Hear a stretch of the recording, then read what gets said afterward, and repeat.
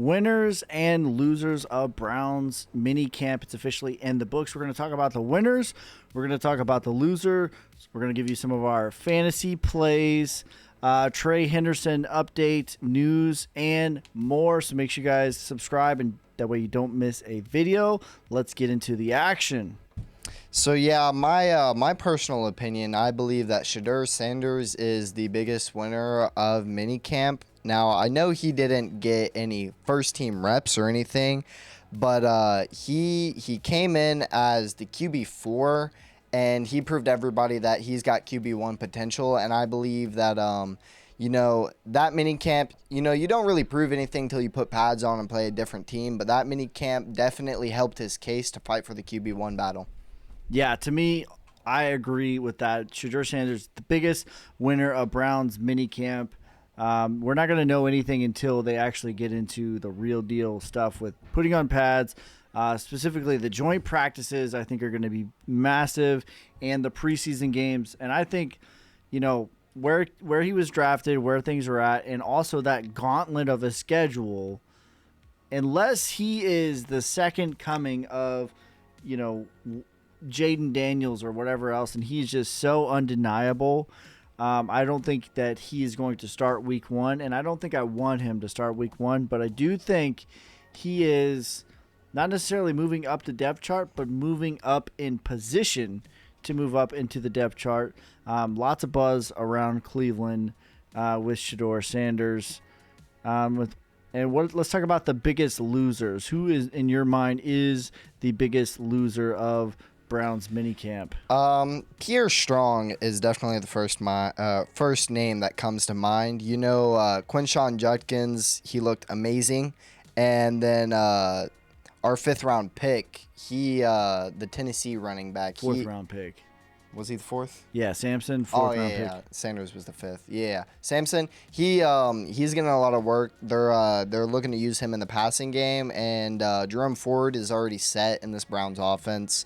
So I think Pierre Strong, he is the biggest loser. It's looking like he is getting pushed out of this running back room. I'm pretty sure Pierre Strong's Madden rating for breaking tackles is 2 out of 99. My man is like fat. He has 99 speed and 2 breaking tackles, and it's just it's very frustrating to watch. Like, his contact balance is negative, and his ability to break tackles is not there at all. So they drafted 2 running backs, and they also have Ford. I don't think that he's going to be getting touches, and I actually think they probably need to bring in a veteran running back, because we're going to rely a lot on the rookies.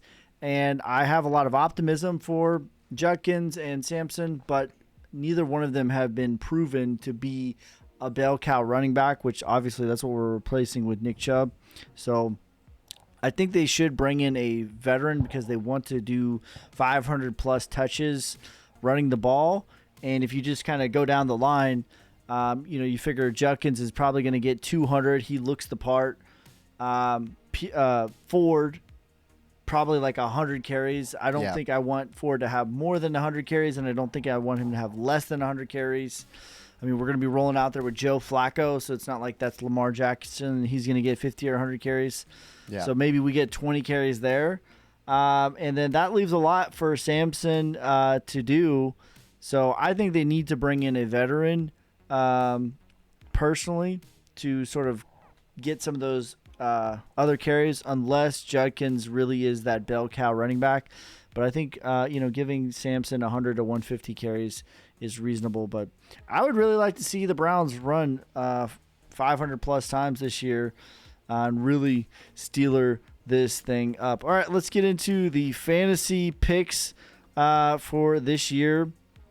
What are some of your fantasy plays? Who are you looking to get in round 1? Round 1 depends where I get. We will be having our own fantasy league. If you guys would like to tap in, let us know.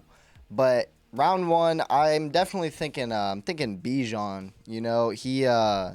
I don't think we've had an RB1 for the same year twice in a row in a long time, and Bijan quietly had 1,700 yards from scrimmage last year, and I think he is definitely going to be my number 1 overall.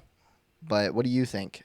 Yeah, I'm going to be saying, I know who I'm going to be staying away from, right? So Barkley was like the number one player last year, and it's almost never, and he's the cover of Madden. Oh, You know, no. I don't want to speak things into existence or whatever, but and I'm not wishing anything bad, but you know, you don't see the number one player go number one back to back, so I'll be avoiding him.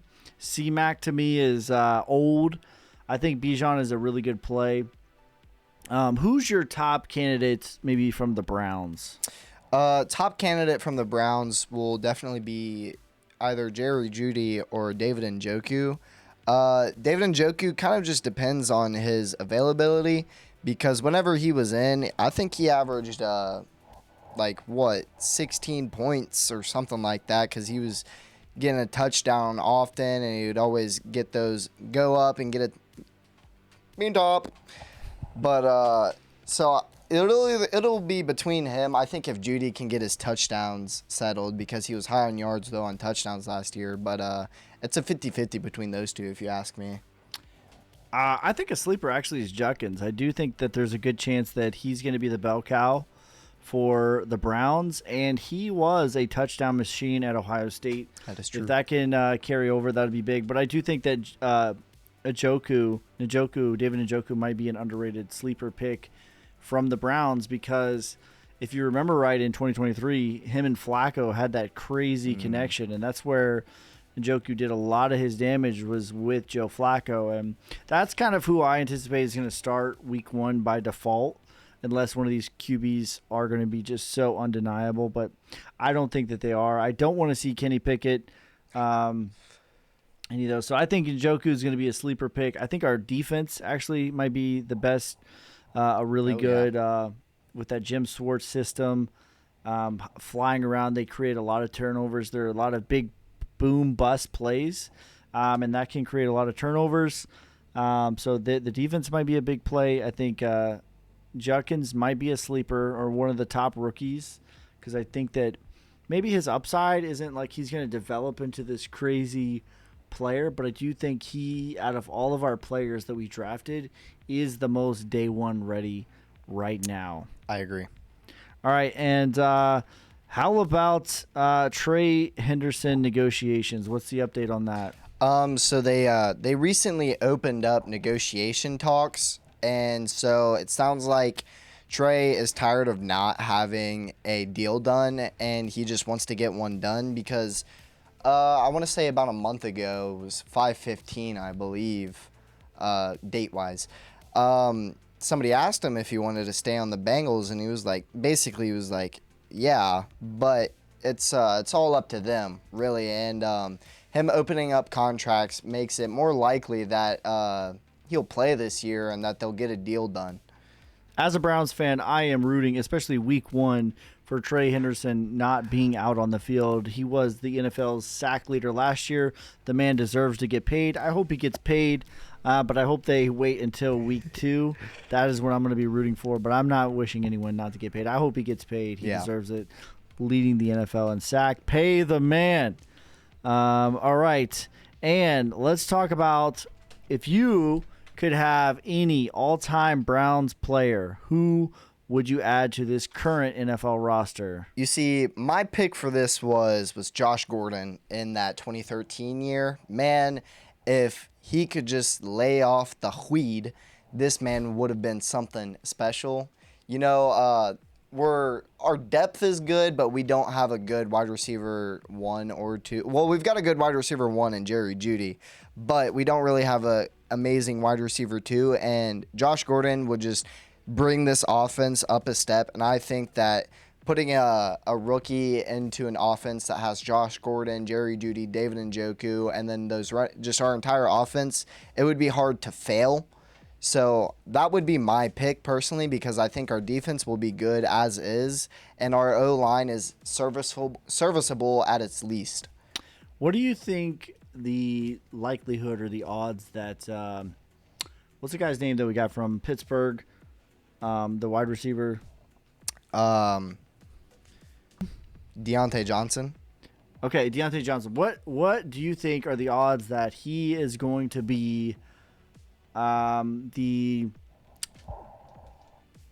meaningful. I know he might like by default be the number 2, but what do you think his production level is going to be? I don't think he's gonna produce amazingly because honestly, I feel like there's a possibility that he gets traded during the season, like what happened last year. He was on 3 different teams last year. I don't know if you knew that or not, but I think he'll probably have around 400 yards and a touchdown or 2 before he is off our team or injured because he is getting old. So you think Josh Gordon is the best, at least one season of Browns history? I don't think he is the best necessarily in Browns history for one season. I just think he had so much more potential than what was. And I think if you put him into a modern offense, he would have thrived. And I think pulling him back from 2013 into now, I think he could have the potential to be a top 15, probably top 10 wide receiver. Maybe one of the biggest what if stories that could have ever happened. But high. for me, it's Joe Thomas. I do think out of offense, outside of the obvious one, quarterback, you could have thrown in Otto Graham here for me. But I do think our biggest question mark is going to be that left tackle.